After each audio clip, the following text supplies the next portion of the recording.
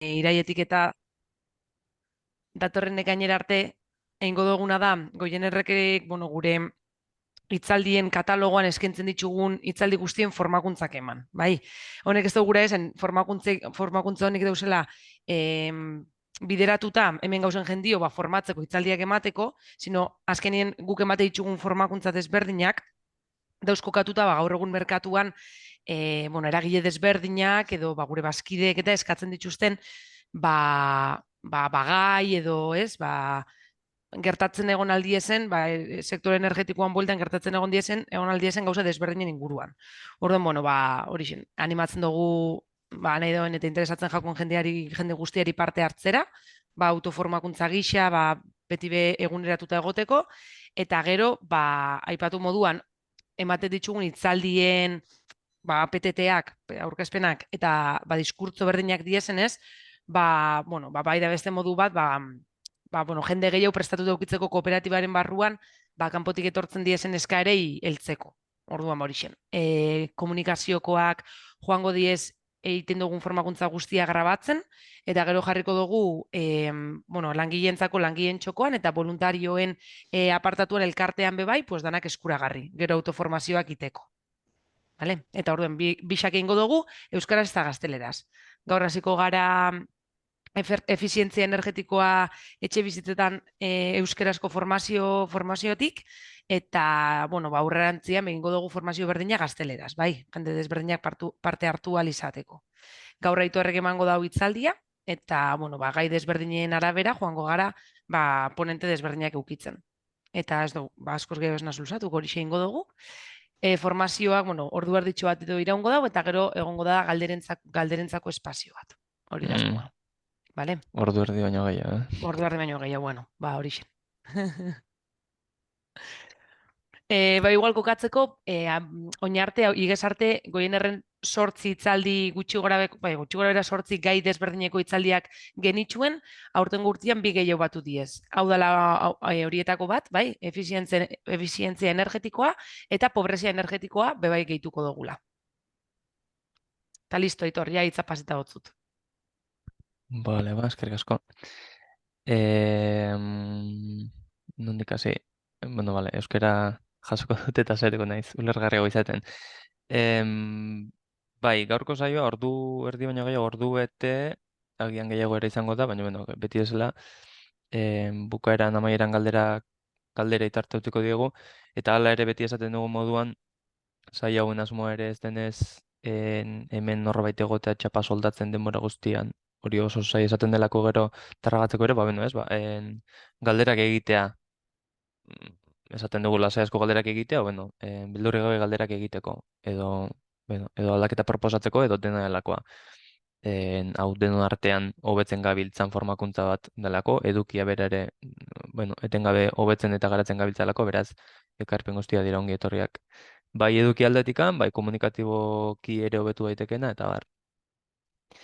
Beraz esandakoa. Eta gero, beste bar txiki bat, pixka bat eiderak esan duenarekin lotuta, eta horri gehitzeko, eta hemen Goiener soziala jartzen du ez, formakuntza,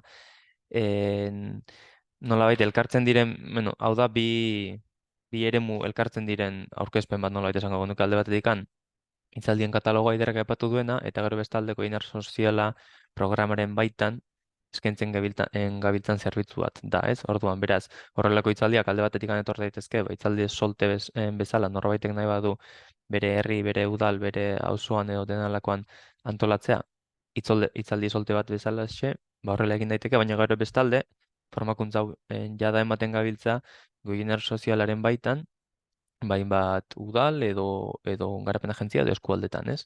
Orduan hori bi aldetik etorri daitezke horrelako eskaerak, eta kasu honetan, formakuntza hau Goiener sozialaren baitan ematen diren formakuntzetako bat da.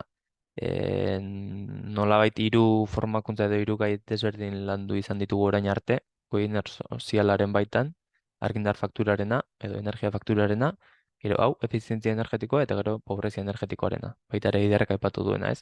Gero hirurak hitzaldien katalogoan egongo dira, baina esan bezala, programa propio baten baita ere sartzen dira. Beraz, eiderrek esan duen bezala, norberaren interes propiorako formakuntzak hitzaldi tailerrak dira hauek, baina baita ere horrekin batera nolabait, bueno, langile eta voluntarioak ere ahalduntzeko edo gai hauetaz hitz egiteko gai izan daitezen ere badira tailer hauek. Beraz, hemendik aurrera etor daitezkeen tailer edo hitzaldietako oren batean zuetako inork parte hartu nahi edo ahalko balu, ba, gaurko saioaren helburu ere litzateke, hain justu, horretan ekarpenak egitea.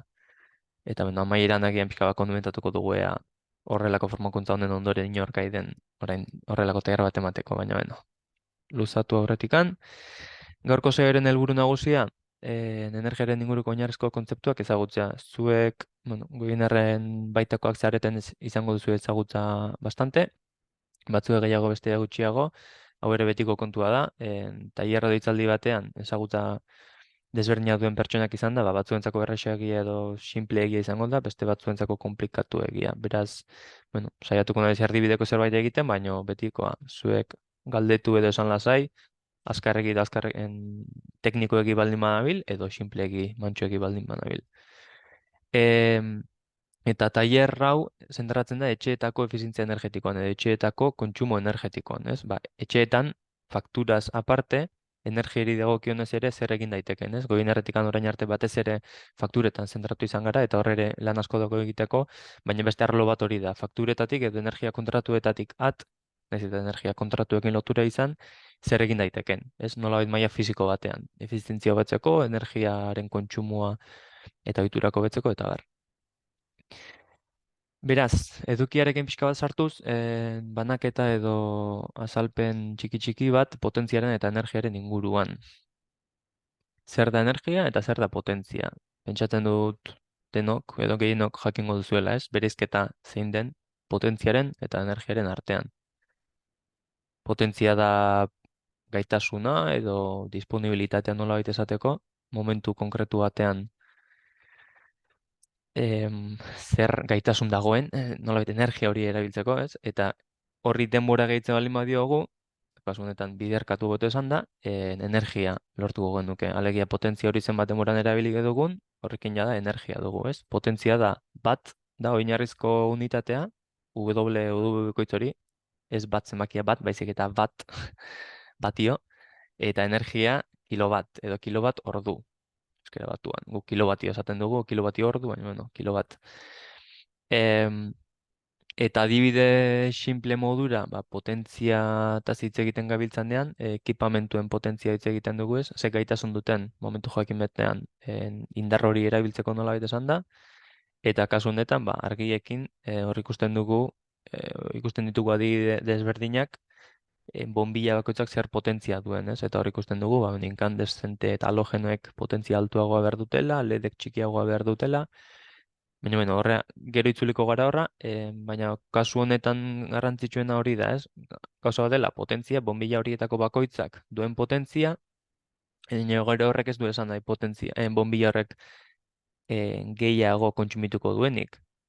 Potentzia altuagoko bombilla bat denbora gutxiago zerabiltzen baldin badugu, gutxiago ere kontsumitu dezake, ez? Beraz, hor sartzen da denboraren garrantzia. Bombilla hori piztuta egon den denbora hori hartzen baldin badugu kontuan eta bere potentzia, horrekin energia lortuko dugu eta horrek bai eragiten duela zenbat kontsumitu den energian. Alegia, energia da potentzia bider denbora, ez? Beraz, bombilla inkandescente baten energia kontsumo litzateke 4 orduz piztuta egon baldin bada, 30 bat bider 4 ordu, 120 batio ordu. Kilobatio ordutan 0,12 kilobatio ordu.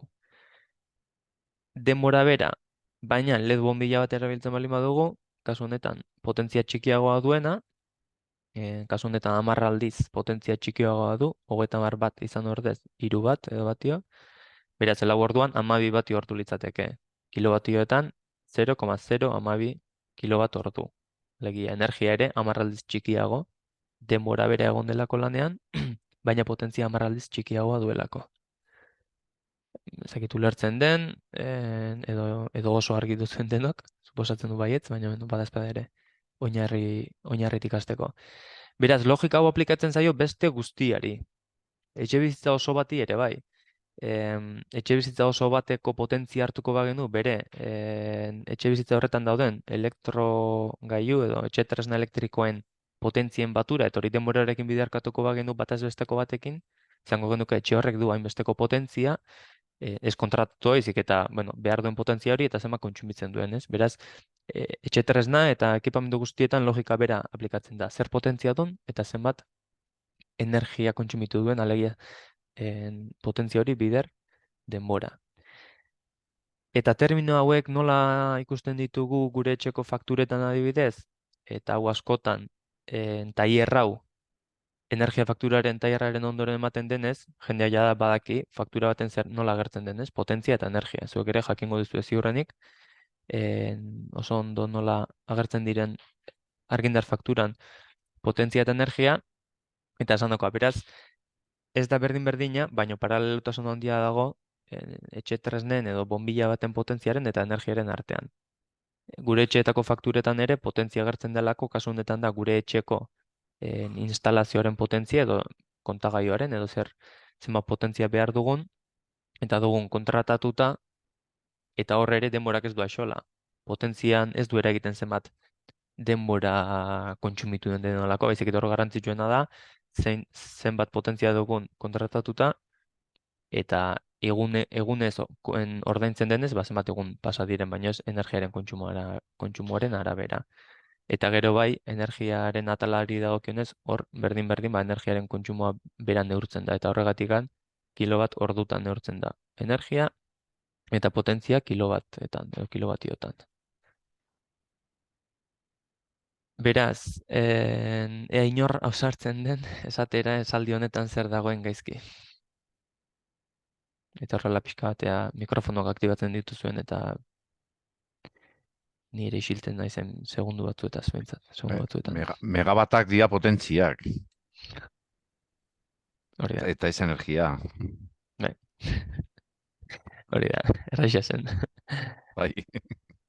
Bai, da azken finean hori, ez gaur egun gizartean ere orokorrean termino horiek ez dira oso ondo ulertzen, eta orduan askotan megabat edo megabati ordu nahastu egiten dira, eta potentzia eta energia nahastu egiten dira, ez horregatikan, bueno, azalpen hauek ere batzuetan garrantzitsuak izaten dira abiatzeko, jendeak ere, bueno, abiapuntu komun hori izateko. Gauza dela potentzia eta beste dela energia, beraz, kasu honetan esaldi hau zuzen litzateke, MV bikoitza H izango balu, ez? Atzetik orduaren elementu hori izango balu, alegia denborarena eta hori energia litzateke.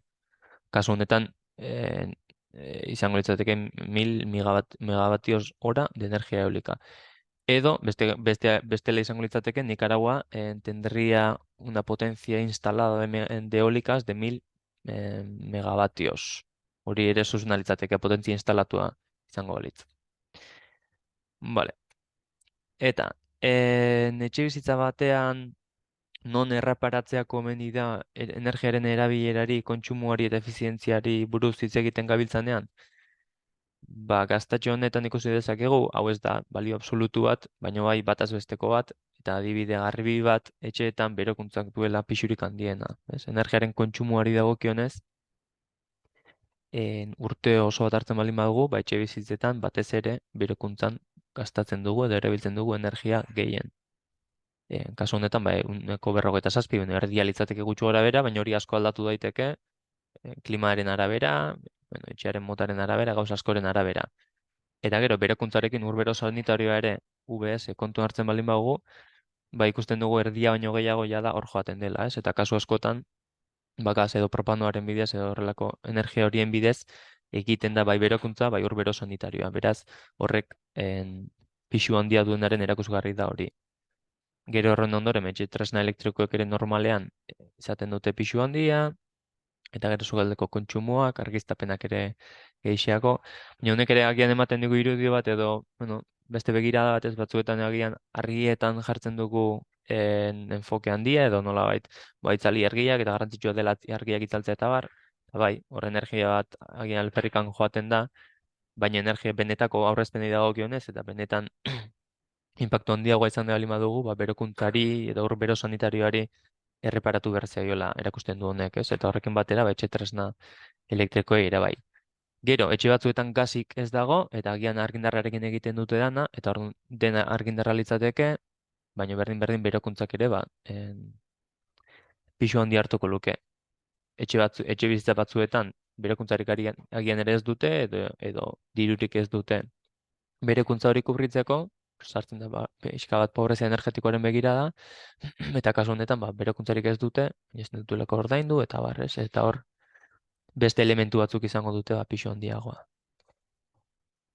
Gero efizientzia energetikoari buruzko ohar orokor batzuk ere,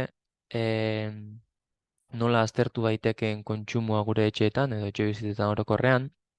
Abia puntu erraz bat etxeetako kontsumo, energia fakturak izaten dira, argindarrarena eta gasarena, gaur egun bietan eta normalean agertzen delako urteko batez besteko kontsumoa zein den, naiz eta dakizuen moduan faktura bakoitzan mundua da, eta batzuetan oso zaila izaten da ulertzea, baina bai argindar, bai gas fakturetan, normalean, modua badaudela jakiteko etxe horren kontsumoa zein den, ez? Urteko kontsumoa bataz bestekoa. Eta nolabait modurik errazena eta kasu batzuetan zehatzena ere hori izan daiteke agian. Gero beste modua da monitorizazio eta neurketak, horrek ja da suposatzen du monitorizaziorako ekipamentuak eta behar izaten direla, beraz nolabait konplexuagoa da monitorizazio horren bidez kontsumoak neurtzea.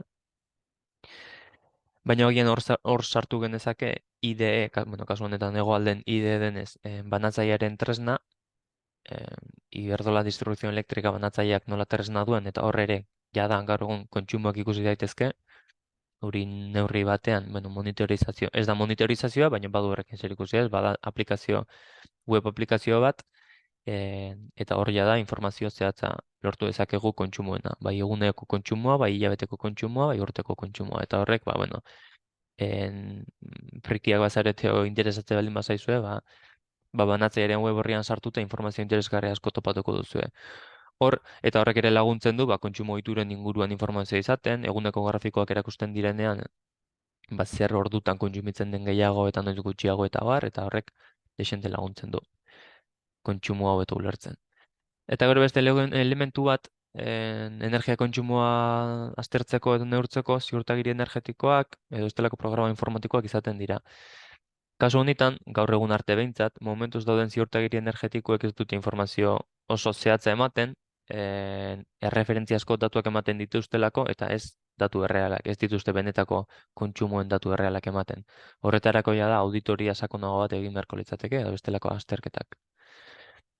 Kontsumo hori dagokionez ere nolabait sortze puntuan edo energia primaria edo hori neurtzen dute eta ez etxe bizitzaren kontsumoa bera, argiztapena adibidez eta kontuan hartzen kontsumo hori dagokionez berokuntza eta urbere sanitarioa bai, edo etxe tresna elektrikoen kontsumo ere ez. Beraz, labur esan da, etiketa energetikoek erreferentzia bat ematen dute, baina ez dira benetan, edo ez dute benetako informazioa ematen etxe bizitza horren kontsumo hori dagokionez. Eta kontsumo hori jakin nahi baldin badugu, fakturetan begiratu beharko dugu, edo esandako banatzaileren aplikazioan bertan, edo bestelako tresna, edo bestelako baliobideak erabili beharko ditugu. Eta lehengo gazta horretan ikusi bezala, berokuntza eta urbero sanitarioak duen pixuengatikan ere, pixka bat hor sartuko gara orain, eta hasiera honetan edo hor sakonduko dugu gehiago. Hor ere daudelako nolabait aukera desberdinak, eta berokuntza eta urbero sanitario hori errazteko edo bideratzeko instalazio eta sistema desberdinak. Alde batetik energia iturriak ditugu, bestetik etxeko ekipamentuak beraiek, teknologia esango genuken hori, eta gero beste zutaben ikusten duguna zentralizazio maila, hor ere kombinazio desberdinak daudelako. Eta ez da bakoitzak besteari dagokiola, baizik eta denen artean gurutzatzen dira edo hor mila ez, baina aukera asko daude.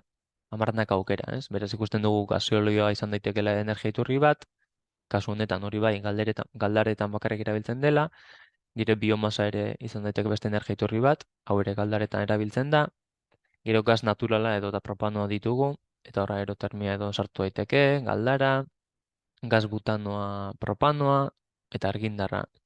Argindarra bai ikusten dugu, bestelako izan daiteke kaldera bat, izan daiteke termoelektrikoa, erradiadoreak eta bar.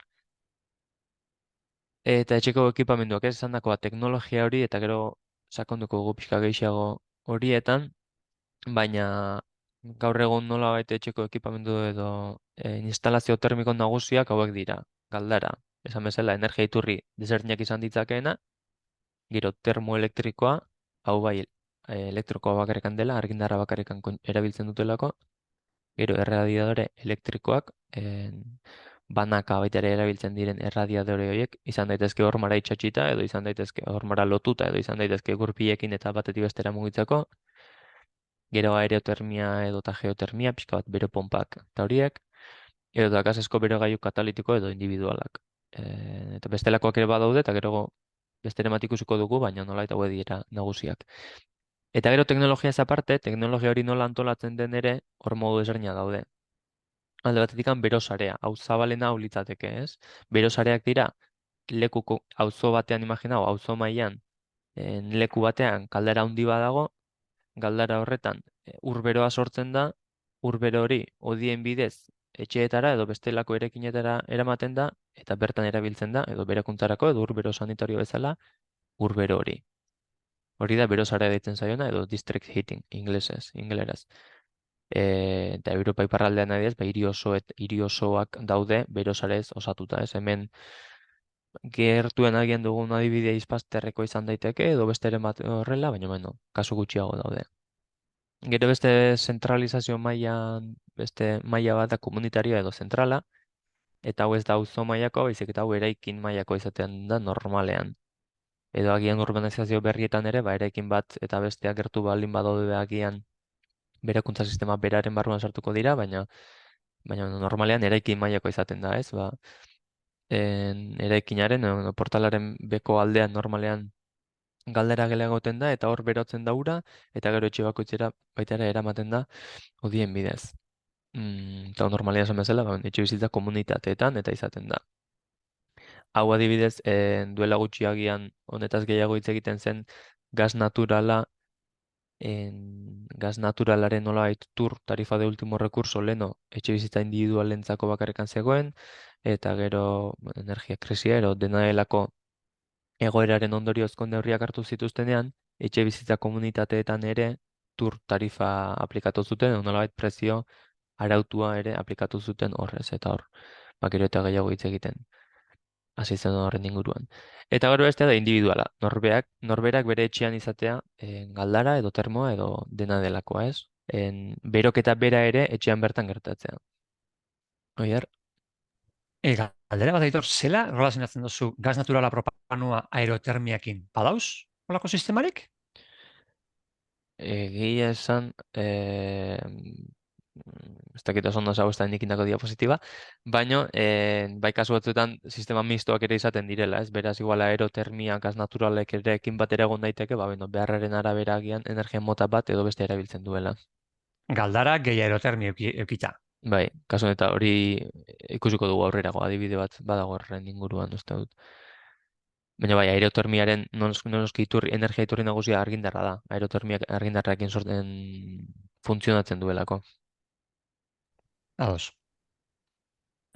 Eta turlau, abenduako gotan baikan bukatuko da, By the way. Turlau da etxe bizitza komunitateetako tarifa arautua, ez?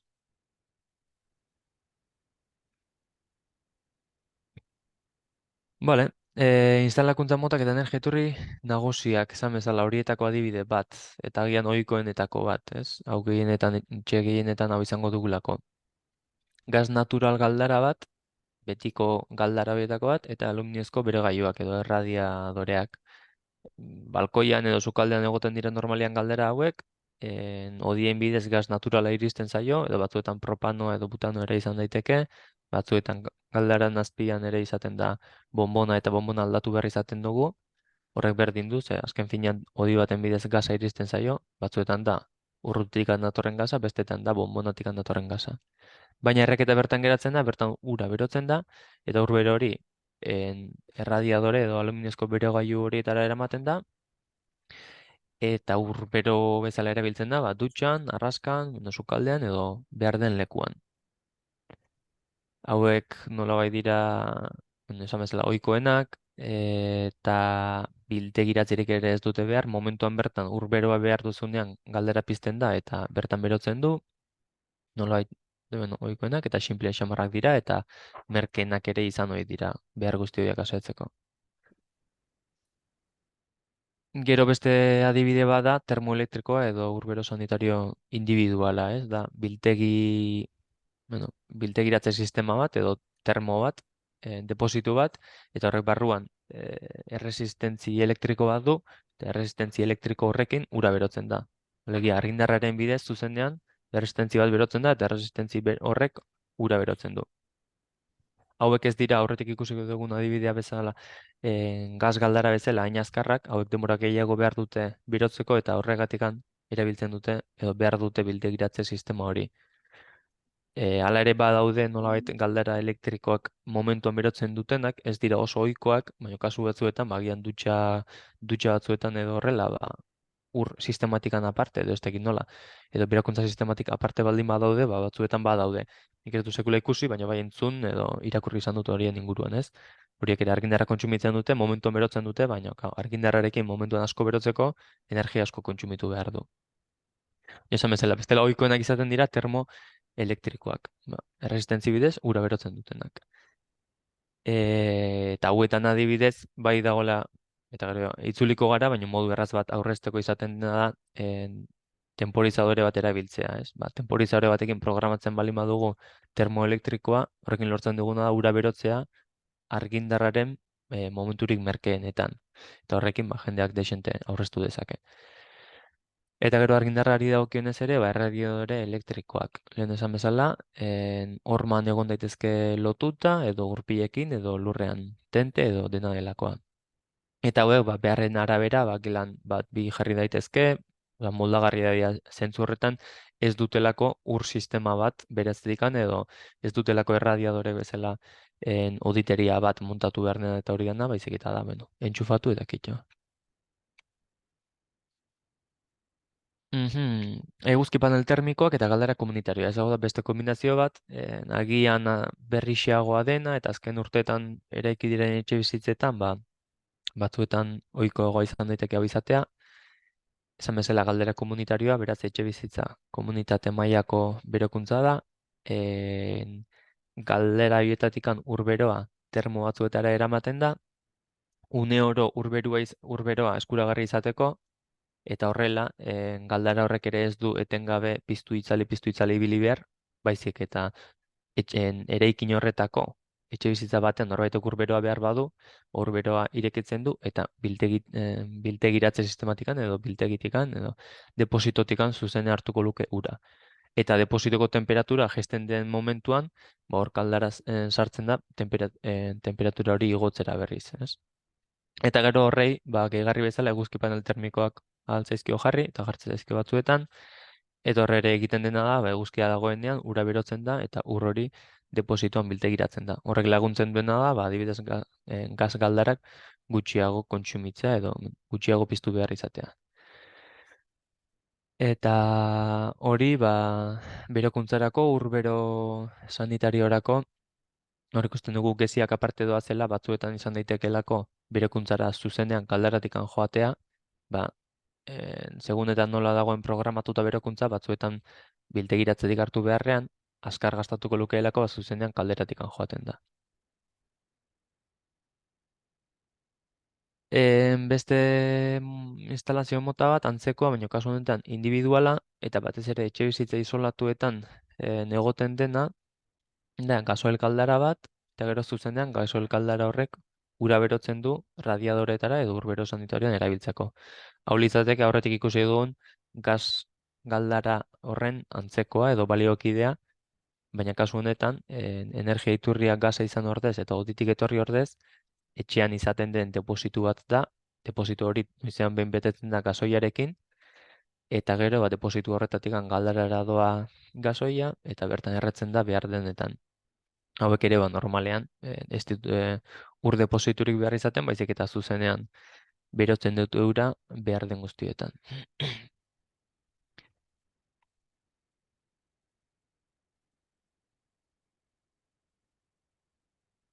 Gasoia diapoan aipatzea falta da. Bai, beno, kasu honetan hori da. Eskerreko litzateke gasoiaren depositoa, ez? Eta bertan hori gasoia akumulatzen da eta gero behar denean hori betetzen da. Eta gero nolabait gasoil galdara ordezkatzeko aukera bat izan daitekeen beste sistema bat da egur edo pelet edo egur espala bidezko berokuntza. Kasu honetan nahiko erraza da ordezkatze hori gasoil galdara kendu eta zuzenean horren ordez jarri daitekelako egurrezko edo peletezko edo egur espalazko galdara. Kasu hauetan gertatzen dena bai, hemen ez da agertzen, baina batzuetan eta gehienetan esango nuke egurrezko edo peletezko galdara batek ere depositua erabiltzea komeni behar izaten dela. Sua egurrarekin ez baita hain erraza piztu eta itzali eta aldi berean hain azkar egitea, ez gasoiarekin edo gasarekin erraza da, baina egurrarekin denbora gehiago behar da sua piztu edo indarra hartzeko. Beraz kasu hauetan batzuetan edo gehienetan bai depositu bat behar izaten dutela, ez? Baina hori azken finean galdararekin joango litzateken kontu bada eta kontu hemen da energia iturri hori aldatzea, ez? Gaza edo gasoia kontsumitu beharrean, kasu honetan egurra edo peleta kontsumitzen egongo ginateke. Baina erabilira gero berdina litzateke bai berokuntzarako, bai bero sanitariorako. Gero beste sistema moderno edo berriago bat aerotermia litzateke kasu hontan. Aerotermia edo bero pompa, azken finean gauza bera da eta zoru erradiatzailea. Hor ere aukera desberdinak egon daitezke, baina gaur egun etxebizitza berri askotan hori ari dira jartzen, ez?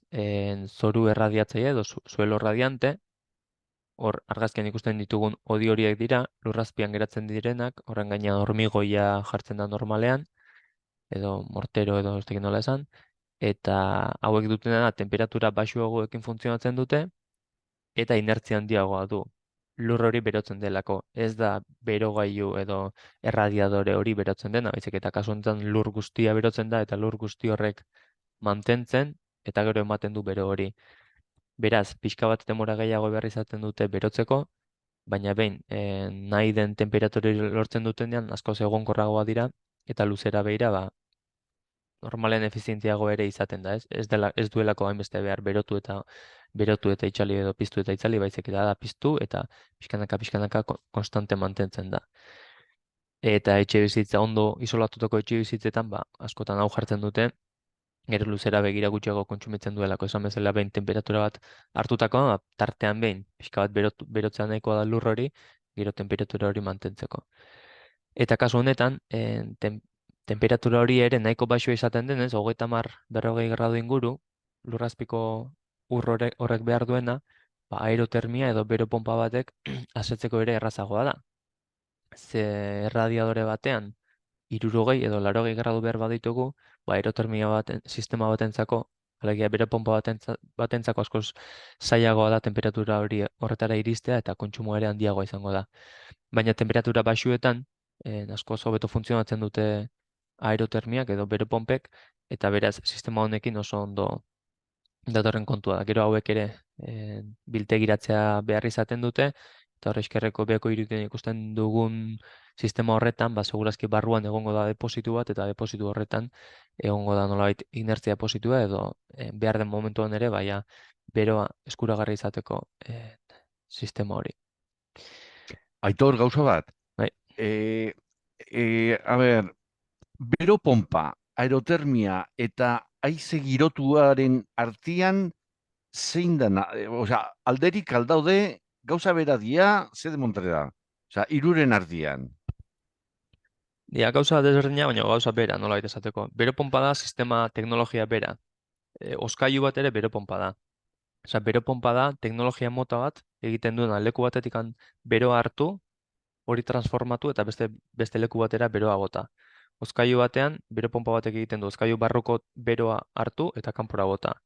Kasu honetan, bero pompa hauek, aerotermia batek adibidez egiten duena da, etxearen kanpotikan bero bat hartu, naiz eta kanpoan 5 gradu edon, 5 gradu horri bero bat hartzen dio, eta hori transformatzen du, bere sistemaren bidez, eta hori etxe barrura botatzen du bero hori, edo kasu honetan, kanpoko bero hori hartu, Horrekin, ura berotu pixka bat, 30-40 gradutara, eta etxe barrura botatzen du, kasu honetan, uraren eta zoru erradiatzailearen bidez. Beraz, teknologia hori, sistema hori da beropompa. Gero beropompak energia edo beroaren iturri desberdinak dituenez, batzuetan airetik hartzen du eta airera botatzen du, bestetan airetik hartu eta urera botatzen du, bestetan uretik hartu eta airera botatzen du, eta hor sartzen da, pixka terminologia desberdina. Baina kasu honetan aerotermia da, airetik hartzen duela bero hori, eta gero ja batzuetan izan daiteke, eta normalean uretara pasatzen du, gero ur hori etxean erabili ahal izateko. Eta horregatik geotermia edo aerotermia desberdintasuna da geotermian lurrazpiko bero hori hartzen duela, eta aerotermian kanpoko aireko bero hori hartzen duela. Gero beste batzuetan hau ez da oso ohiko, baina itsaso edo laku bateko beroa ere hartu daiteke, eta hori ez dakit hidrotermia izango litzateken, ja ez naiz gogoratzen ez nago ziur. Baina hori normalen aerotermia da, sinplen hori delako kanpoko airea erabiltzen du. Hor txarra da neguan aireko temperatura baxua denean, hor zailagoa zaiola kanpoko bero hori hartzea. Horregatik geotermian adibidez lurrazpiko temperatura konstanteagoa denez urte osoan, 10 gradu inguru, 15 inguru horretan uste dut ibiltzen dela, neguan ere lurrazpitik errazagoa zaio bero hori hartzea. Lurrazpian temperatura epelagoa dagoelako. Hor kontua da geotermia garestiagoa dela, lurrazpian zulok egin behar direlako eta instalazio hori lurrazpira sartu behar delako. Esan dako, ohikoena eta sinplena aerotermia izaten da. Kanpoko aire hartu eta hori bere bezala erabili. Eta horren zan, zure galdera zen bero pompa, aerotermia eta mikroa, Haize girotua. hori da. Baina, klaro, ez dia gauza, bai, ulertzen dut, bai. Bai, haize girotua praktikamente berdina da. Haize girotua gehiago da etxe barruan dagoen sistema hori ez. Haizea botatzen duen sistema bada, batzuetan beroa eta bestetan hotza izan daitekeena. Baina horren atzean dagoen funtzionamentua da bero pompa bat eta Vale. gehienetan aerotermia. Kanpoko airea erabiltzen duelako. Bai, vale, de acuerdo. Eta kasu honetan, berokuntza sistema individualak dira hauek, jada aipatu ditugunak, bat bai, gasesko berokuntza katalitikoa edo gas bidezko berokuntza individual hori, hau ohikoa da, etxe askotan, batez ere pobrezia energetikoan daudela esan genezaken etxe askotan, ez azken finean sistema hau erabiltzeko instalazio hasierako kostu oso txikia delako, aparailu hori erostean nahikoa da, eta erraz moldatu erabili daiteke, beraz, erabiltzeko nahiko merkea da, bertan bonbona sartzen zaio sistemari barruan, eta gela batetik bestera ere mugitu daiteke, eta momentuan piztu eta itxaltzen da. Kontua da, ez duela hainbeste bero ematen, eta gero segurtasun eta osasun aldetik ere, ez dela guztiz egokia, gela barruko oksigenoa konsumitzen duelako, zu horrek, eta gero beti hon daitezkelako arriskuak ez gaza gelan barruan bertan erabilita ere barrok sort ditzaken arrisku edo araziongatik. Oier? Nik kopresin lanin nagoenean olako estufetarako balbulak eta seguridade sistemetan lanin nagoen apur bat, eta, ez dira bakarrik katalitikoak, badauz beste mota askotakoa, baina, da aparato bat, barruan daukana bonbona. Eta beti dauku bildurra, zela da, gelako oxigenua jaten joango dela, eta, hor sistema badauki ez, derrigorrezko edana, nahikua oxigeno egon, oxigeno maila gutxitzen duan doian einean, arriskutsua izan aurretik, estufa itzali ingo da. Badauka hor sistema bat, ez elektronikarik ez ez dagoen abiar, eta alde hortatik, seguruak dia, ez baldin badia manipulatzen, edo seguridadeko sistema hori ondo inda baldin badau. Egisa dana da, usainak bai badago zela, zela da, gaza, propano edo butanua ez dagoelako, perfecto erretzen. Baina hori be, printzipioz, homologazioan barne hon beharko litzaken zerbait da, eta printzipioz, merkatuan Europan saltzen dianak seguruak dia. Bai, gero batzuetan ere esaten da batzuei buruko mina eragiten diela honek, hain justu oxigenorik kentzen duelako, ez naiz eta oiarrak esan bezala, kopuru minimo hori iristen bada itxaltzen den, batzuentzako, ez dakit, oxigeno gutxiago baldin badago edo delakoa, eragin dezakela buruko mina, beraz. Bai, hoi normalean ez da aukerarik onena izaten, baina beno, kasu batzuetan ez baldin badago nahiko diru edo dena delakoa ezin baldin bada instalatu, ba, askotan instalazio hau erabiltzen da. Gero beste sistema da tximinia erabiltzea, egurra erretzea tximinian bertan, hau da nolabait sistemarik zaharrena eta baserrietan eta etxe zaharretan eta erabiltzen dena eta hori. Eta goxoa da, bere alde nolabait erromantiko eta hori ere badu, baina gero, bueno, efizientzia aldetik bagian ez da hain efizientzia ez, gero hor inertzia eta sartzen baldin bada, ea sistema konplexuagoak egiten baldin badira tximiniaren inguruan, horrek inertzia bat eman dezake eta efizientzia asko hobetu dezake, baina irudian ikusten dugun tximini hori bezalakoak, ba, bueno, bere muga ditu. Eta gero beste aukera bada, individualetan, konbekziozko beregailuak hauek. Argindarra erabiltzen dute, alegia elektrikoak dira, batzuetan haizea botatzen dute, besteetan zuzenean erradiazio bidez, ba hor ikusten dira nolabait kasu honetan ez da ikusten, baina alambre edo hodi gorri batzuk ikusten dira hauen barruan, ez? Hori da erresistentzia hori argindarraren bidez berotzen dela eta horrek beroa igortzen du. Eta hauek ere ba nolabait sistema ekonomikoak dira jartzeko, nahikoa delako hori erostea eta entxufatzea, baina gero honek ere ba bere arriskua dakartza, etxe barruan horrelako bero punturi eukitzea, suteak eragin ditzake, pixkat, arrisku handia, zan nahet, ez da ohikoena, baina kasu batzuetan suteak eragin ditzake, instalazio elektrikoak ere arazo bat baldin badu, bueno, hor sartzen dira betiko kontuak. Eta gero hauek ere dutena da kontsumo altua, argindarra kontsumitzen dutenez, eta momentuan asko berotzen dutenez, argindarra ere asko kontsumitzen dute. Eta potentziarekin lotuta, etxean zer potentzia dagoen kontratatuta, ba, horren arabera ere, batzuetan argiak saltatu dezake, berogailu sistema hauetako bat erabiltzen baldin badugu, hauek momentuan potentzia handia behar izaten dutelako, eta beraz momentuan ere asko kontsumitzen dute. Eta argindarraren edo gasaren prezioa konparatuta, askotan argindarraren bidez berotzea ere, desente garaztiagoa irtetzen da.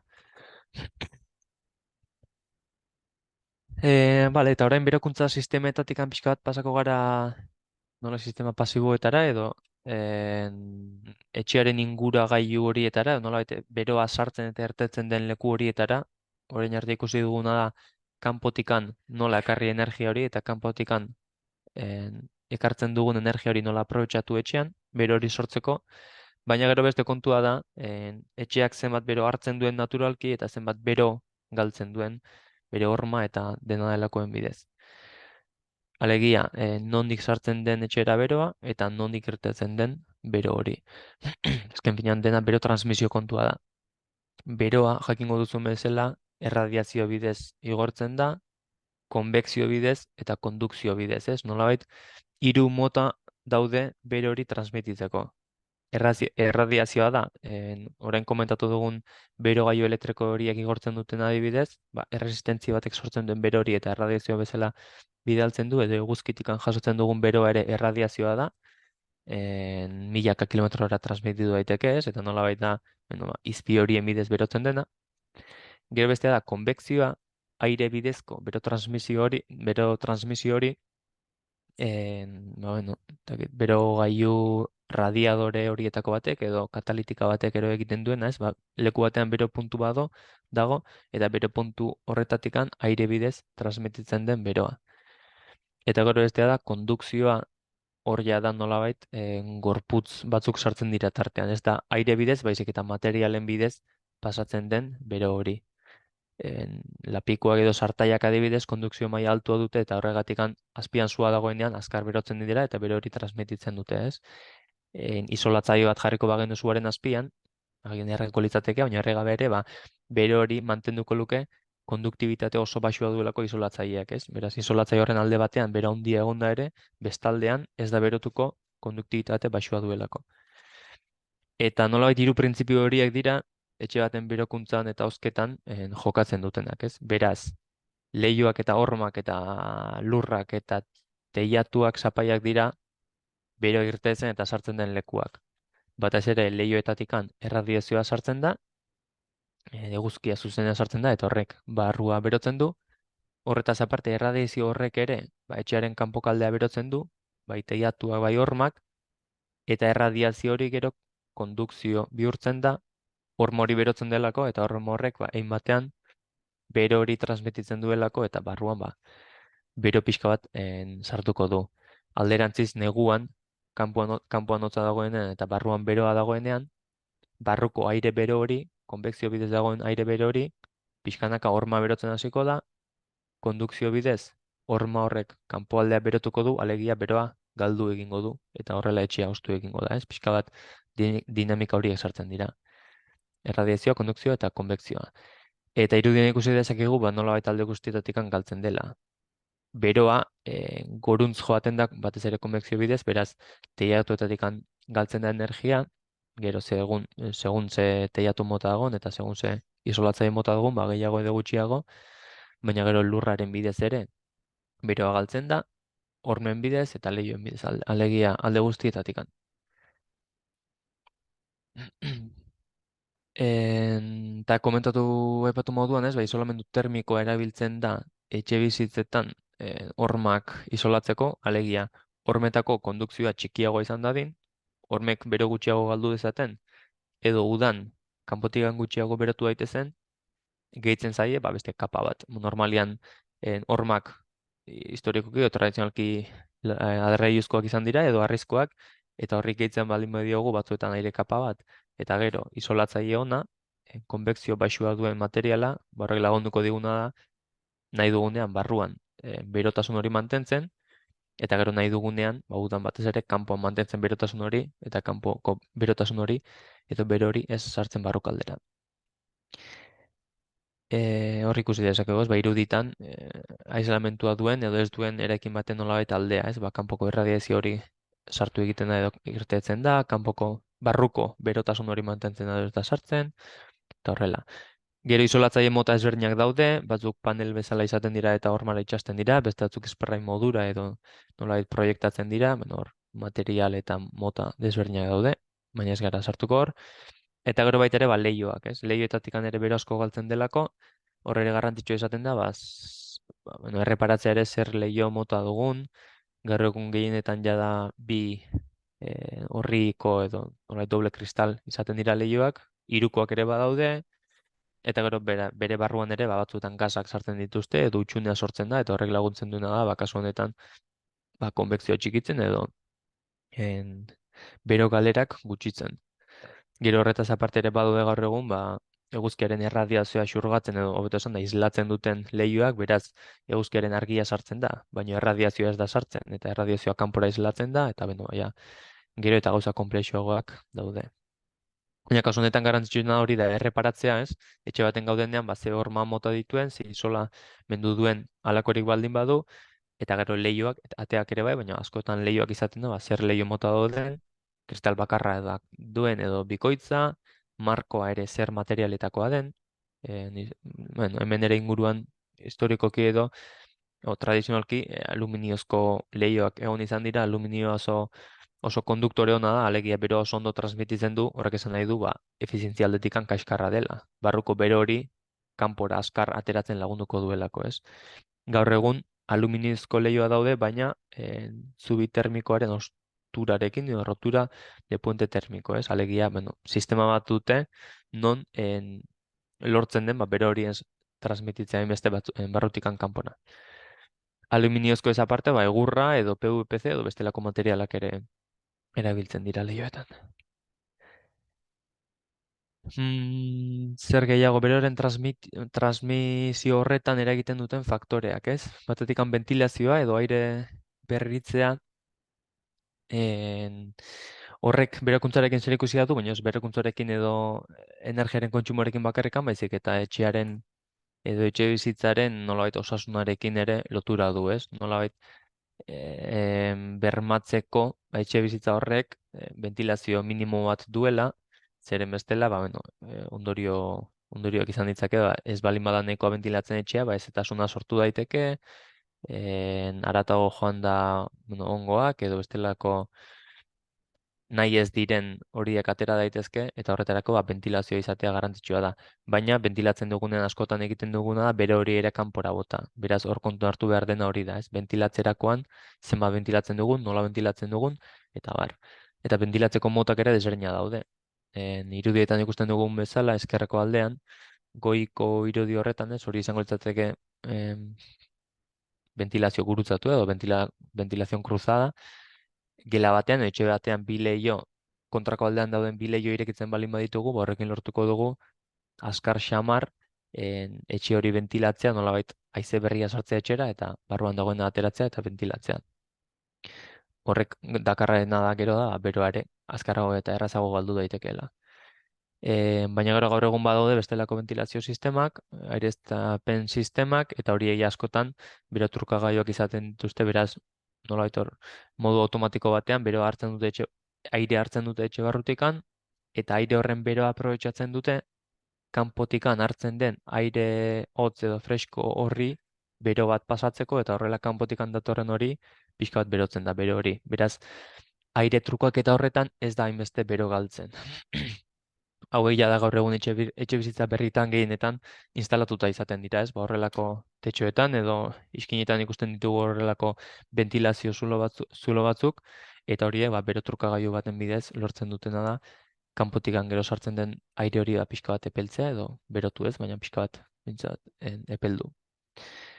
Eta gero horrekin lotuta hermetikotasunaren aspektua dago, ez? Etxe batera nondikan irtetzen den haizea edo nondikan sartzen den haizea edo aire hori, ez? Horrekin batera beroa asko sartu edo irten daitekelako. Gehienetan eta arazoa larriena izaten da, arazo handiena izaten da neguan beroa nondik galtzen den. Hor ikusten dugun bezala leihoak dira kasu horretan faktore garrantzitsu bat, leihoetatik bero asko irtetzen delako, besteak beste leiho horietako zirrikituetatik ere hotza sartzen delako, eta lehen ikusi dugu leihoaren kristala eta markoa zein den, edo nolakoa den horrek nola eragiten duen, baina gero horretaz gain leihoaren hermetikotasunak ere eragin handia du. Garai baten erabiltzen ziren leiho korredera horiek edo nolabait horrela ireki beharrean, alboska irekitzen ziren horiek, horiek hermetikotasuna oso ondo nolabait ez duten, edo ez ziren oso hermetikoak eta horietatik ze asko sartzen eta irtetzen da, ez? Eta horiek ez dira oso efizientziak zentzu horretan, efizienteak. Eta gero horretaz aparte, leihoetako pertsianen kajetatikan, kutsitatikan ere bero asko galtzen da edo haizea sartzen da.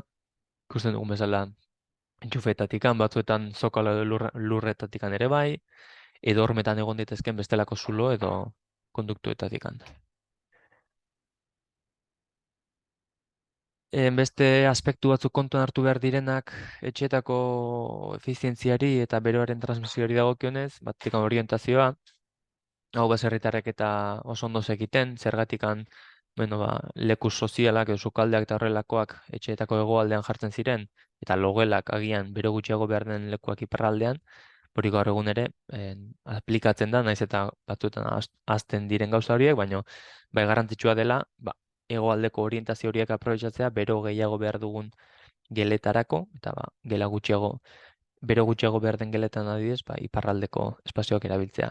Honek gehiago du lotura noski, etxe bat eraikitzera goazenean, hartzen diren irizpideak, ez irizpide erabiltzen diren.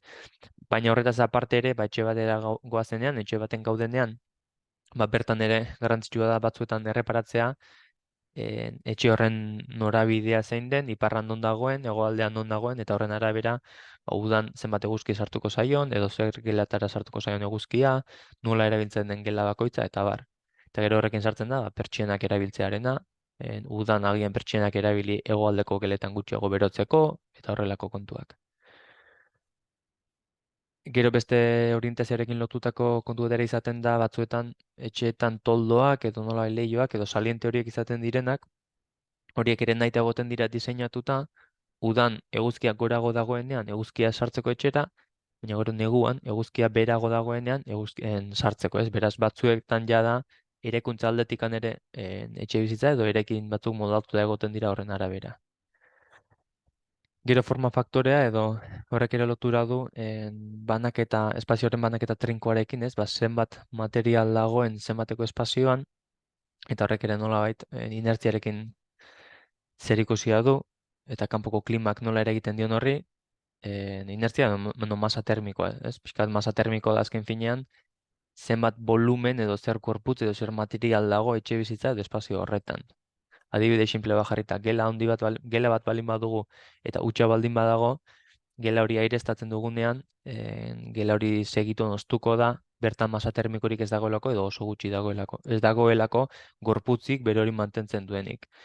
Baina horren ordez, gela hori armairuz edo trastos beteta baldin badugu, eta trasto horiek baldin badu gelako temperatura horretan, demagun 20 gradutan, kanpoan hotza egiten duenean ere, gela hori aireztatzen baldin badugu, airea berrituko da, kasu honetan ziurrenik aire gutxiago berrituko da, eta horretaz gain, gela horretan dauden material edo elementu horiek, beraiek haien gorputzetan beroan mantentzen dutelako, izan egurra edo izan edozein material, gero leiho izten dugunean ere, horrek lagunduko diguna temperatura egokiako hori mantentzen edo gutxiago estutzen gela hori, ez? Pixka bat hori da masa termikoa. Gero hori frigorifikoekin edo euskailuekin eta ere antzeko funtzionamentua du, baina bueno, bueltatuko gara horra. Baina kontu hori da, kontu hartze batzuetan, ze masa termikoa dagoen, berokuntzarekin eta osketarekin lotuta. Eta gero beste aspektu bada, etxebizitza bloketan adibidez, etxeari pegatuta edo aldamenean bestelako etxebizitzak baldin badaude, horiek ere laguntzen dutela etxea bera epel mantentzen. Hori adibide garbia da etxebizitza bloke batean, ez da berdina lehen pisuan egon edo azken pisuan egon edo tarteko etxebizitza batean egon, batzuetan goian eta behan bizilagunak baldin baditugu etxea epel mantentzen dutena, gure etxebizitza ere epel mantentzea errazago izango delako. Baina azkeneko pisu baten bizi baldin bagara, eta gure gainean teiatua bakarrikan baldin badago, neguan azkarrago estuko da, eta udan ere ziurrenik beroago egongo da. Gero beste elementua subitermikoak eta subitermikoak dira, eta horrekin lotuta kondentsazioak, ez? Baina subitermikoak dira bi espazioren arteko nolabait lotura termikoak. Eta askotan izaten dira metalezko elementuak edo besterik gabe materialen ezaugarri desberdinak dituztelako temperaturaren edo beroaren transmisioa errazten duten puntuak edo lekuak. Ez dakit ondo azaldu nahi zen. Baina adibide bat jartzearen. Guk horma bat baldin badugu, hormaren alde bat etxearen barrukaldea da eta bestea kanpokaldea da, horma guzti hori ladreiluzkoa baldin bada, subitermikorik ez da egongo, horma guztiak duelako nolabait material berarekin egina dagoelako eta ez duelako material diferentziarik. Baina horma horretan metala sartzen baldin badugu, imaginau barilla bat edo metalezko barra bat sartzen baldin badugu, eta metalezko barra horrek, barra horrekin, kanpoarekin kontaktu baldin badu, horrek subitermiko funtzio egingo du, ladreiluak baino errazago pasatuko duelako beroa. Beraz, kamera termografiko batekin ikusiko bagenu, ziurrenik horma osoa kolore bereko ikusiko genuke, eta gero metalezko barra hori kolore gorriagoa edo beroagoa. Horrek esan nahiko luke etxeko edo gela barruko bero hori errazago ateratzen dela barra metaliko horren bidez. Egian pixkata adibidea kaskarra zen, baina askotan etxe zaharrenetan hormigoia eta ladrillo erabiltzen den horietan metalezko sareak erabiltzen dira, ez, egitura egiteko eta hormigoiaren barruan nola esaten zaio matematiko horrekiko du buruan hitz hori. Armadura. Armadura hori da, ez? Armadura metala denez, horrek bero azkarrago transmititzen du eta armadura horren bidez bero errazago irtetzen da kanpora. Baina ez da metalarekin bakarrikan gertatzen, hori adibidez hormen juntak ere gertatzen diren lekuetan, horma material desberdinako baldin bada, hor ere subitermikoa sortu daitezke eta bar. Kontu hori da, ez? Material mota desberdinak elkar ukitzen duten momentu horretan, borrek sortzen duen temperatura diferentziak eraginda adibidez, kasu honetan errazkian ikusten dugun bezala ezetasunak sortzen direla. Eta subitermikoak ekiditeko aukerak zer izaten dira, kasu honetan edo barrutikan berritzea, birgaitzea, edo zuzenean etxe bizitza osoa, etxe osoa kanpotikan birgaitza baldin bada, horrekin ere askotan lortzen dena da subitermiko horiek ekiditea.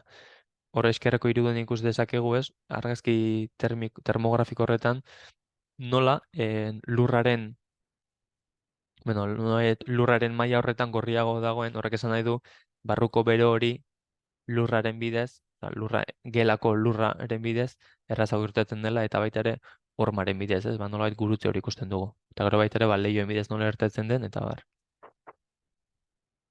Eta horrekin lotuta esan bezala, kondentsazioen eraginez, ezetasunak eta sortu daitezke, besteak beste, gu pertsona bezala, edo bestelako, edo sukaldean eta bar, lurrun hori sortzen dugulako etxean, eta lurrun hori airean dago, eta bentilatzen ez baldin bada, eta bar, ba, gero lurrun hori kondentsatu egiten da, hotzagoak dauden azaleretan. Kasu honetan, horma bat ez baldin badago nahikoa isolatuta, hotzagoa egongo da neguan, eta orduan kondentsatu egingo da aireko lurrun hori. Eta gero horrekin, ba, hezetasun arazoak sor daitezke. Vale, orain arte pixka bat tekniko xamarra da izan da, eta orain jada pasako gara pixka bat gauza praktikoagoetara, edo nolabait, bueno, adibide ezberdinetara, nolabait esateko.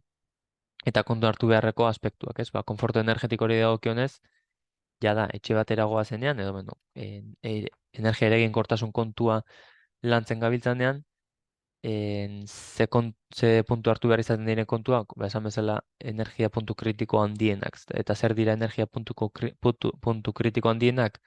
Ba, nondikan sartzen den energia, nola erabiltzen den, eta nondik irtetzen den energia. Ez nolabait energiaren intentsitate handiena dagoen lekua izango litzateke kasu honetan, energia nondikan sartzen den begiratzen hasten baldin bagara, ba, berogailua edo berokuntza sistema, ez? Hori lehen ikusi dugun bezala, berokuntza mota sistema ezberdina daude, eta hori da etxe horretara energia sartzen den puntu kritiko edo nagusietako bat. Beraz, berokuntzari erreparatu beharko diogu, guk bero hori hortikan hartzen dugulako, alegia energia hori. Gero, berogailu horrek, sistema horrek nola erabiltzen duen bero hori etxea berotzeko, alegia energia hori nola erabiltzen den etxe horretan, berokuntza hori egiteko, eta gero, berokuntzaren bidez sortu den bero hori, nondik eta nola irtetzen den etxe horretatik kanpora. Kanpora irtengo ez balit, etxea litzateko ostuko, baina beti etxeak osten dira, ez? Orduan, hor hartu behar da kontuan, zer leiho ditugun, zer horma ditugun, eta nola erabiltzen diren elementu guzti horiek.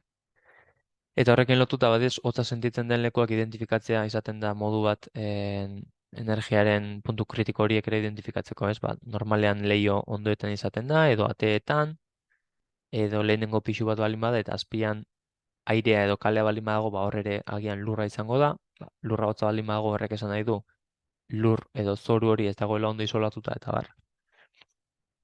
Gero ja konportamentuari edo energiarekin lotuta erabilerari dagokionez, hotzagatik saihesten diren nolabait aktibitate edo jarduerak ere, horiek ere batzutan indikadore izaten dira, hor arazo batzuk egon daitezkeela. Beste zerbaitengatikan leiho ondoan ez baldin bada eseritzen norbait, edo leku batzuetan eseritzen da eta bestetan ez, ba, pixka bat horrekin ere lotuta, horiek kontu hartu behar izaten dira, konfortarekin lotuta. Gero lekuetaz aparte, nolabait gelako espazioetaz aparte, gorputzeko lekuak ere, ba, horiek ere, batzuetan zer esaten dute, ez? Ba, hankak hotza baldin baditugu, edo, bueno, segun ze leku hotza dugun, ba, horrek ere esan dezake, etxeetako leku batzuetan edo eta besteetan, arazoak egon daitezkeela. Segurtasunari dagokionez ere kontu hartu beharreko aspektuak, badidez, tximinia bat baldin badago, tximinia horren egoera zein dan. Tximinia azken fina sistema nola bizarra da, eta gaur egungo teknologiara ez dago egokituta edo bai, baina hori da kontua tximinia hori erabiltzen baldin bada, ba, tximinia horrek gertuan egurrik izan dezaken, adibidez guk tximinia horretara botatzeko egurra, tximiniaren azpian gordetzen baldin badugu, tximiniaren atea irekitakoan, ba, egur horrek su hartu lezake, eta bar, ez, ba, horrelako kontuak edo ekonomikarekin antzeko. Edo zer elementu uzten ditugun tximinia horren aldamenean. Batzuetan erropa lehortzen utzi dezakegu tximiniaren aldamenean, baina gero horrek arrisku bat suposatu dezake. Lehen esan bezala, konbekziozko erradiadore edo erradiadore elektriko horiek ere, zaharrak baldin badira, arriskua ere eta handiagoa da, instalazio elektrikoak berak arazon bat sortzeko edo txispa baten bidez sute batera egiteko, edo edo elementuren bat jartzen baldin badugu horren gainean edo gertu, ba, gehiegi berotu eta su hartzeko ere bai.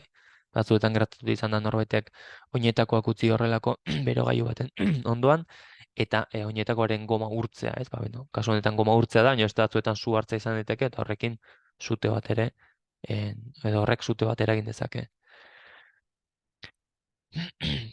Berokuntzarekin lotuta kontuan hartu beharreko aspektuak, baina da esan dugun bezala, zer berokuntza mota erabiltzen den, zer energia iturri mota erabiltzen den, horrekin lotuta dago energiaren kontratazioa, gas naturala erabiltzen baldin bada, ba, nola kontratatzen den gaza, alegia faktura begiratzea, argindarrari dagokionez ere berdin, kontratazioa eta faktura ikustea, eta bestelako energia iturriak baldin badira, bueno, nola erabiltzen den, zer energia mota erabiltzen den, eta bar.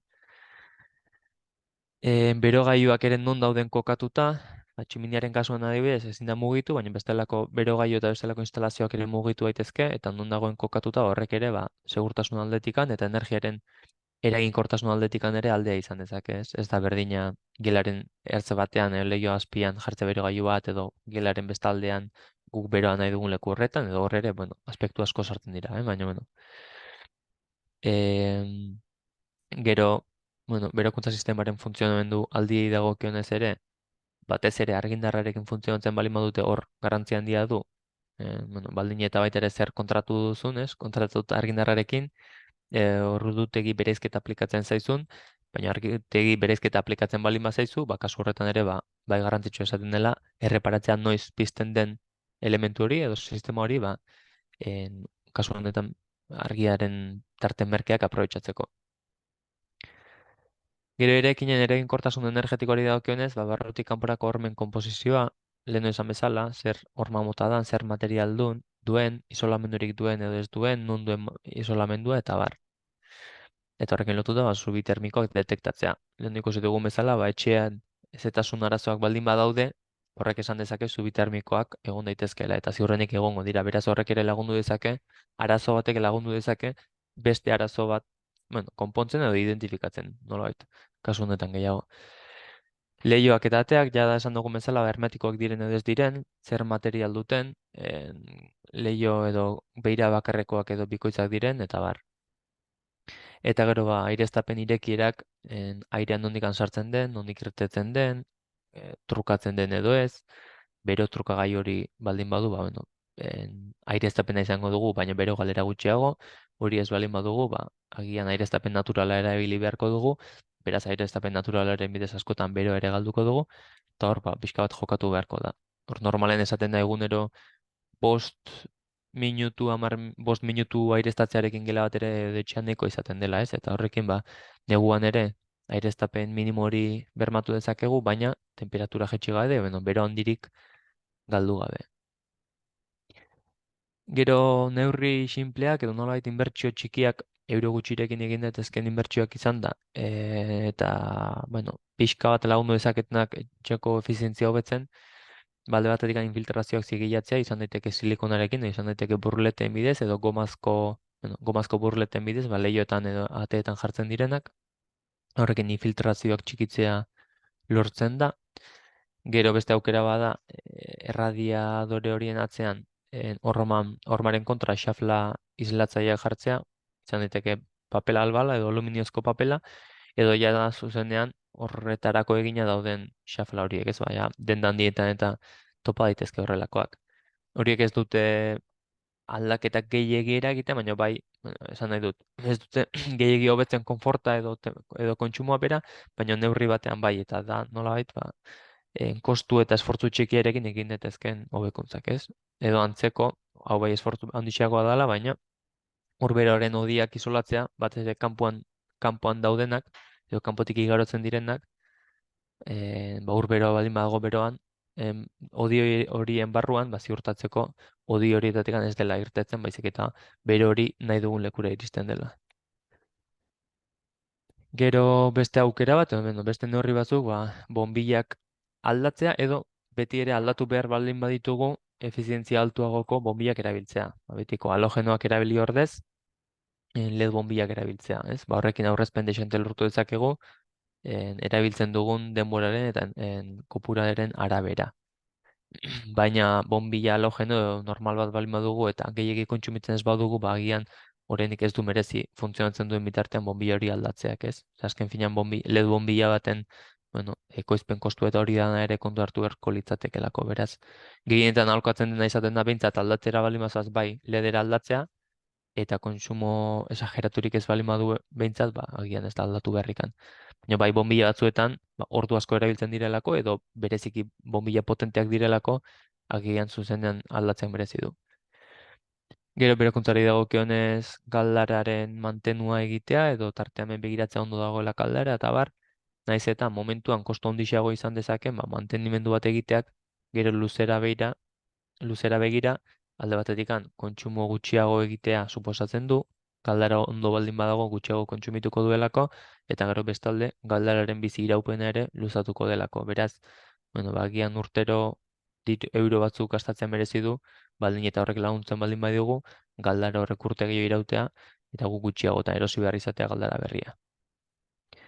Gero ledarekin bezala, etxe tresna elektrikoekin ere efizientzia altukoak erabiltzea. Aldatu behar baditugu berri horiek efizientzia altukoak izatea.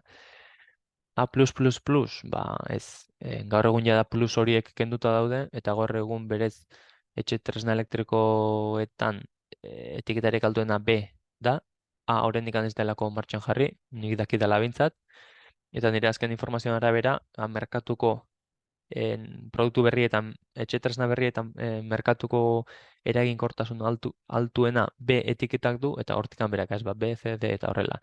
Eta A etiketa laga duten nolabait, etorkizuneko hobekuntzei lekua usteko. Eta A++ horiek, jada, martxan daudenak baina jada dirudinez ez dituzte saltzen. Gero beste inbertsio erraz edo simple batzuk, iturrietan aireztagailuak jartzea. Hauek ere, olako elementu txiki batzuk izaten dira, iturrien puntuan jartzen dena, eta horrekin laguntzen dena da, ura presio handiagoarekin irtetzea, eta beraz uraren kontsumoa gutxitzea. Ze kontsumo ur gutxiago beharko dugu, behar dugun erabilera horretarako, eskua garbitzeko, ontzia garbitzeko, edo dena delakoa. Eta horrekin, ur bero erabiltzen baldin badugu, horrekin ere, uraren kontsumoa gutxitzeaz gain, ur hori berotzeko erabili den energiaren kontsumoa ere gutxituko genuke. Beraz, ura aurreztu eta energia ere aurrezten laguntzen dute. Gero aurretik aipatu bezala, ate eta leihoetan jartzeko burleteak, edo hemen beste adibide batzuk ikusten ditugu, bai leihoan jartzen direnak, bai kasu honetan ateen azpikaldeetan ere bai. Izan daitezke gomazkoa edo izan daitezke eskuz egindakoak ere telarekin eta horrelako burlete edo antzeko infiltrazioen kontrako elementuak egin daitezke. Beste aukera bada, erradiadoreetan balbula termostatikoa jartzea ez baldin badaude. Alde batetik izaten da, berokuntza sistemetan, etxe mailan termostato bat izaten da, ez? Egon gelan, edo pasilloan, edo sukaldean, edo guk nahi dugun temperatura hori lortzeko erreguladore edo termostatoa, baina gero horretaz gain, erradiadore individualetan ere jarri daiteke termostatoa eta horrek aukera ematen digu termostatoa edo nolabait kontroladore edo manibela hori, eta horrekin lortzen duguna da erradiadore bakoitza kontrolatzea eta gehiago edo gutxiago irekitzea. Beraz, kasu batzuetan gela bat hutsa baldin badago eta ez baldin badugu behar eta bar, bagian itxi genezake. Gero hor kontuan hartu behar da, etxe horretan, gela horretan hotza baldin badago, horrek eragiten diola bere aldameneko gelei. Beraz, batzuetan, agian pixka bat irekita mantentzea hobeto da, gela pixka epel mantentzeko, ez? Baina gutxiago behar badugu, igual gutxiago ireki daiteke eta bar. Argiari dagokionez, gauza logikoak ere badira, ez? Zenbat eta argi gutxiago piztu, orduan eta gutxiago gastatuko dugu. Beraz, alde heinean, argiak itzali edo guzkiaren argia aprobetxatu eta horrela ere guk etxeko kontsumo hori murriztuko dugu eta esandakoa erosotasunik galdu gabe edo nolabait horrek ez liguk eragin beharko gure ongizate edo bizimaia edo erosotasunean. Ja esan bezala, aldatu behar ditugu edo etxe tresna edo elementu berriren bat erosi behar badugu, efizientzia altukoa izan dadila. Eta gero baita ere etxe tresna elektrikoak kargo osoz erabiltzea. Horrek zer esan nahi du, badibidez, labadora erabili behar badugu, labadora erdiraino bete ordez, agian zain egon erropa gehiago bildu arte, eta gero pixka bat goraino ere ez, baina pixka bat gehiago bete, eta horrela labadora gutxiagotan jarri beharko dugu erropa kopuru bera garbitzeko. Edo berdin, ontzi garbigailuarekin, edo eta baita ere hozkailuekin. Lehen esan bezala, masa termikoarekin ere du zerikusia, hozkailua zenbat eta beteago egon, orduan eta masa termiko handiagoa izango du, bertan dauden elementu horiek, hoztasun edo temperatura hori mantentzen laguntzen dutelako. Beraz, hozkailua zenbat eta beteago egon, irekitzen dugun bakoitzan gutxiago hoztuko da, eta hozkailuak berak gutxiago kontsumituko du, izten eta irekitzen den bakoitzean, bere temperatura horretara iristen. Eta beste aholku bat izaten da, standbyena, betikoa, ez? Erregleta edo argitxoa duten entxufe erregleta horien bidez, ekipamendu bat baino gehiago entxufatu daitezke, eta denak aldi berean itzali daitezke. Eta hor ikusi dezakegu, adibide bat, standby horren bidez zenbat kontsumitu dezaken etxe batek edo zenbat gastatu dezakegun. Sukaldean edo uraren erabilerekin lotuta, tapak erabiltzen baditugu, lagunduko dugu energia gutxiago kontsumitu behar izatea sukalde horrek temperatura eta behar hori asetzeko. Dutxak hartzerakoan, epelagoak eta laburreagoak hartzen baditugu, energia horreztuko dugu. Iturria ireki ere, behar den heinean beti. Berokuntzari dagokionez, esan bezala termostatoa erabiltzea, baita ere aholku orokorra eta neurri nahiko simple eta erraza da, temperatura mantentzeko, alegia konfort hori mantentzeko eta kontsumo gutxitzeko. Neguan berogailu piztuta baldin badago, leihoak ireki, baino lehenago bere gailua jaistea agian hobeto da, eta horrela gutxiago kontsumituko dugu, eta gutxiago berotuko da, gehiegi berotzen baldin bagabiltza. Lotan gaudenean, etxetik kanpo gaudenean, termostatua jetxi edo bere gailua itzali daiteke. Gero beste ohitura bat izaten da, berogailuak erabiltzea toaia edo erroparen bat edo lehurtzeko, eta hori, erropa lehortzeko azkarra edo eraginkorra izan daiteke, baina horrekin lortzen duguna da, bero hori hortxe akumulatzea eta gela ez berotzea behar beste. Beraz, hori gertatzen baldin bada, termostatoa baldin badugu adibidez, termostato horrek esango dio berogailuari, kalderari, berotu gehiago, gela hau ez dago nahiko temperaturan, eta orduan nola gehiago kontsumituko du, benetan behar dugun temperatura horretara iristeko. Beste alderaketa bada haizegailuak eta aire girotuak, ez? Aire girotuak asko kontsumitzen du temperatura igo edo murrizten duelako edo jaisten duelako, eta temperatura aldaketa horrek energia kontsumo handia dakar, eta horren artez haizegailu bat erabiltzen baldin badugu, dezente gutxiago kontsumituko dugu. Noski, horrek ez du temperaturaren aldaketa ekarriko, haizegailu batek ez du temperatura aldatzen, baina bai sentsazio aldatzen duela, eta nolabait haize fin, haize edo airearen mugimendu horrek ere batzuetan gure sentsazioa aldatzen du, eta nahikoa da konfort egoera horretara iristeko hoztu behar izan gabe, ez, udan batez ere. Eta gero esan bezala, ordu merkenak aprobetxatu, baldin eta sistema elektrikoak baldin baditugu. Ur beroa berotzeko, edo eta berokuntza egiteko, erradiadore elektrikoak eta bar.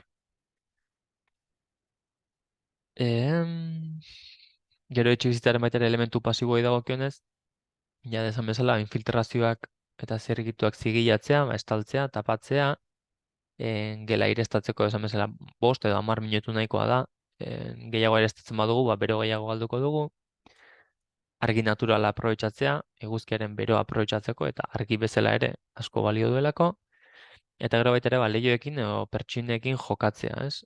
Neguan, egunez, eguzkia baldin badago, eta etxea berotu nahi baldin badugu, pertsianak eta ireki, alegia, utzi eguzkiari sartzen, eta berotu dezala etxea, eta gauez pertsinak lagundu dezakete, bero hori pixka bat etxean mantentzen, ez? Pertsianak jaisten baldin baditugu. Ez du gehiegi lagunduko, baina pixka bat bai. Eta udan aurkakoa.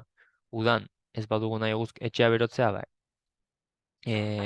Pertsianen bidez eguzkia estali dezakegu, edo nolabait eguzkiari ez uzten etxera sartzen, eta gauez berriz, kanpoan presko baldin badago, aireztapenaren bidez lortuko dugu etxea ere pixka bat temperatura egokiagoan izatea. Eta amaitzen joateko, bastante gotxapa izan da, barkatu. Pixka bat PowerPointikan dakarkigun etxeko bisiten kontzeptu hau, ez? Azken finean, efizientzia energetikoaren aplikazio bat litzateke kasu honetan, ez? Goi energetikan ere jada eskaintzen gabiltzen zerbitzu bat da, eta nolai formakuntza bere horretan oinarritzen da, ez? Nolai etxe bizitza batera joten girenean, zer egin dezakegun etxe horren egoera hobetzeko, konforta hobetzeko, energia konsumo gutxitzeko, eta horrela diruaren gastu ere gutxitzeko, ez? Eta horri ditzen dugu, auditorio energetiko simplea izango litzakena, alegia etxeko bisitak. Eta horrean ikusten dugu, nolabait urrats orokor batzuk, edo zein dian agian kontu hartu beharreko pausuak, etxe batera goazenean, eta etxe horren egoera hobetu nahi dugunean. Lehenengo aspektua, energia fakturak, ez? Hau izaten da, lehen pausua normala, honekin laguntzen digulako, etxearen kontsumoaren ikuspegi bat izaten hasieratik, ez? Zenbat kontsumitzen den, eta gutxu gara bera, zer kontsumitzen den. Argindarra eta gasa batez ere, eta hori da, fakturan bertan aurrezta esa parte esan bezala, ideia batzuk eman ditzakeelako, etxe horretan nola kontsumitzen den. Eta gero horrek lagundu gaitzake, etxe eta horretarago bazenean, etxe horretan ja begirada hori egiten dugunean, kontuan hartzen aspektu batzuk. Gero esan bezala, beroak pisu handia duen ez etxe baten kontsumoan, berokuntza eta hoste sistemak zein diren, nolakoak diren eta bar, nola hobetu daiteken, gero elementu pasiboak, alegia, hormak eta leihoak eta inguratzaileak zenbaterainoko eraginkor efizienteak diren, isolamendurik duten edo ez, eta hori nola hobetu daiteken, etxe tresna elektrikoak, nola kontsumitu duten argindarra, noiz erabiltzen duten, zer ordutegitan, nola erabiltzen diren eta bar, gero horrekin lotuta dago energia ohiturena, ez, energia ohituretan sartuko litzake guztia, baina argindarra noiz erabiltzen den, lavadora, ontzi garbigailua, leihoak eta berokuntza nola erabiltzen diren, hor gauza asko sartzen dira. Eta gero baita ere, segurtasunari buruzko aspektuak dira garrantzitsuak, esan bezala, batzuetan arriskuri egoten delako, eta batez ere, egoerarik prekarioenetan bizi diren kasu edo etxebizitza horietan, askotan batek bestea dakarrelako, ez? Diru gutxi baldun du etxebizitza horrek, ekipamendu kaskarragoa erabiliko du ziurrenik, horrek eragin dezake arrisku handiago hartzea, argindar sistemaren edo instalazioaren edo akatzen batekin, sute bat lortzeraino, sute bat pizteraino. Hau ere ziurrenik ezagutuko duzu, baina jakin dezazuen ere, PowerPoint proiektutik tresna batzuk garatu zirela, 3 tresna kasu honetan, ikusten ditugun 3 horiek, eta horietatik bigarrena ACT izena duena, bada tresna simple bat erabiltzeko nahiko erraza, eta neurri baten laguntzen du, betxeko bisita batean, edo efizientzia energetikoaz gabiltzanean, batez ere energiaren erabilerari dagokionez, kontuan hartzen aspektu batzuk hori hobetzeko, ez da, nolabait abia puntu bat izan daiteke, etxeko bisita batean zertan erreparatu eta zer hobetu horretan. Eta ja azken, laburpen edo aipamen orokor bezala ez, energia aurreztu erosotasunik galdu gabe, horren helburua zein den, edozein instalazio edo gauza berri egin aurretik ere, nolabait eraikin erresilienteak harik eta kontsumo behar txikienak izatea, ez? Hori da nolabait helburua, horrekin lortuko dugulako kanpoko behar horiek gutxitzea, kanpotikan energia gutxiago ekarri behar izatea. Beraz, luzera begira, hori garrantzitsua da, ez? Kontsumo gutxitu eta diru gastu ere gutxitu. Hori nola hori eraikina beraren hobetzea priorizatuz interbentzio teknologikoen aurrean. Alegia elementu pasiboak efizientzia hobetu, ere bilera hobetu eta bar, horiek hobetuta askotan lortu daitekena kanpoko behar hori txikitzea eta erosotasuna hobetzea, horrekin batera. Eta pixka bat ez, zergatik ere horrepatzen da, energia beharra gutxituko ditugulako eta horrela teknologia dependentzia ere murriztu dezakegulako. Benetan eraikin erresiliente bat, eraikin behar minimoa dituen eraikin bat balin badugu, bezala kanpoko energia gutxiago beharko dugu, beraz teknologiarekiko dependentzia hori ere txikiago litzateke, nolabait simplifikatu egingo litzateke, eta horrek atzetik handakarrena ere bada mantenimendu kostua gutxitzea, eta baldintzak ere etxe horretako baldintzak eta hobetzea. Alegia energia gutxiago gastatzea, azken helburua hori izan da.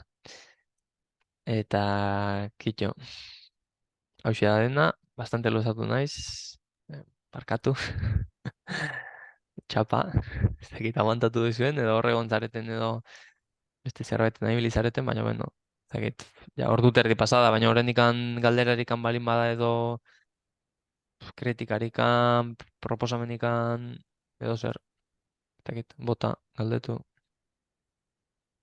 Oso ondo azaldu Aitor. Bai, oso ondo azalduta. Eskerrik agian. Eskerrik asko, Aitor. Mila esker. Galderarik, zerbait? Ja, kritikaren bat, hobekuntzaren bat, beti hobetu daiteke zerbait, eta...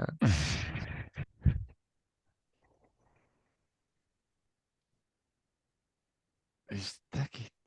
Zeo zer hobetzekotan, Aitor, nik etxeko bisitena oso azkarri indezula. Baina, bueno, amaieran gaunden normala. Baina ondo, Gauza asko Bai. zian. Bai, igual gauza praktikotan gehiago sartzia. Igual bukaerako esan praktiko edo... Bai, Baina hor igual demora gehiago pasatzea. bai. Baina ezagutza mordo bat transmititu ditu. Ja. Eta ez aiz Bai, asko bai. errepikatu. Bai. Esan beharreko asko Berriz, zeuzen. Bai, bai. Ondo, ondo.